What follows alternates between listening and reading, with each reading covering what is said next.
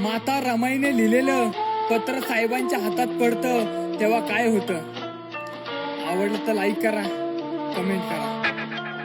रामूच्या हातून पत्र गेलं बा भीमाला, छातीवरती कोसळला तो संकटाचा भाला. पत्राच्या द्वारे साहेबांना एक कळविण्यात आले, माझ्या पोटी आपल्या बाळ गंगाधरचा जन्म झाला. पण तो गंगाधर बिना पाण्याचा सोडून गेला. पण शिका साहेब तुम्ही माझी काळजी नका घेऊ, पण तो आपला गंगाधर आपल्याला सोडून गेला. पण त्या हातामधलं पुस्तक तुम्ही खाली नका ठेवू. माझ्या साहेबांच्या डोळ्यातून अश्रू गळू लागले, या समाजाच्या साठी दिवस रात्र साहेब जागले. हे हातामधलं पुस्तक त्यांनी खाली नाही ठेवलं, म्हणून या समाजाचे लेकर स्वाभिमानाने जगले.